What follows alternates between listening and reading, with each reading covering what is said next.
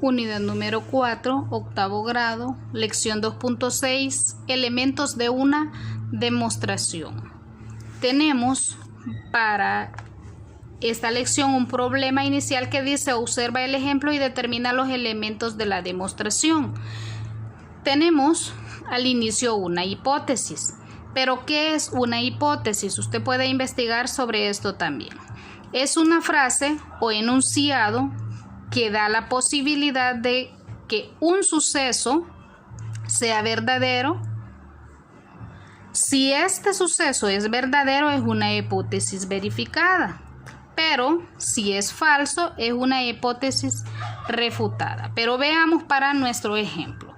Tenemos que un triángulo con tres ángulos internos. Tenemos el ángulo A, el ángulo B y el ángulo C. Me está diciendo que son ángulos internos de un triángulo. Esto es algo que nosotros anteriormente ya hemos demostrado. Y sí sabemos que es cierto. Y sabemos que la suma de los ángulos A más B más C para este triángulo son igual a 180 grados. Veamos que el ángulo A, el ángulo B y el ángulo C son ángulos internos de este triángulo. Ya tengo yo mi hipótesis, pero voy a afirmarla y también justificarla, ¿sí?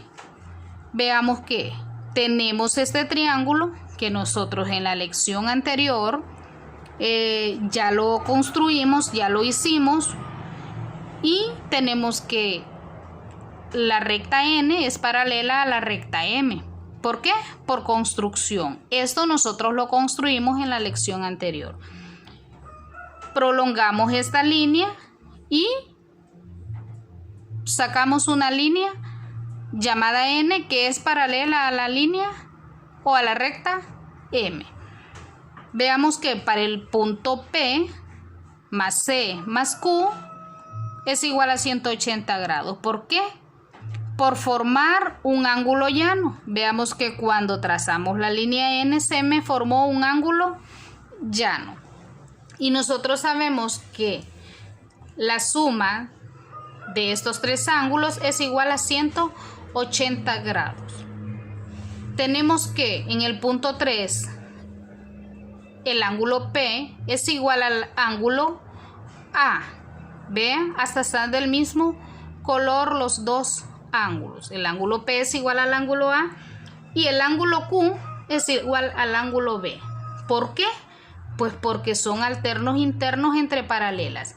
Y esto es algo que nosotros ya veníamos viendo en lecciones anteriores.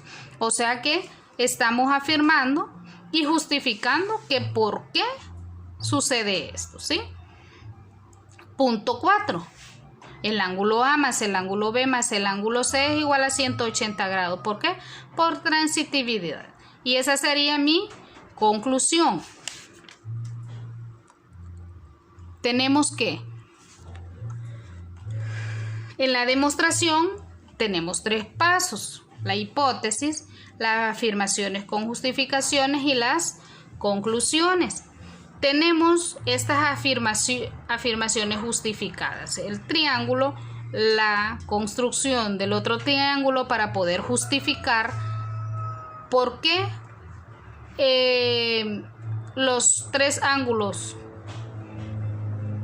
que me forman este triángulo son ángulos internos. Veamos que en la figura de la derecha se hace una representación gráfica del flujo de la demostración. Tenemos que para la conclusión, a la expresión de la forma, vean lo que yo tengo dentro del rectángulo verde, que es A, el ángulo B y el ángulo C, son ángulos internos. Entonces, ¿qué? Entonces, el ángulo A más el ángulo B más el ángulo C son igual a 180 grados. A esto le llamamos proposición. Pero a la parte representada en el rectángulo verde se le llama hipótesis. Es algo que yo estaba diciendo: el ángulo A, el ángulo B y el ángulo C son ángulos internos de un triángulo.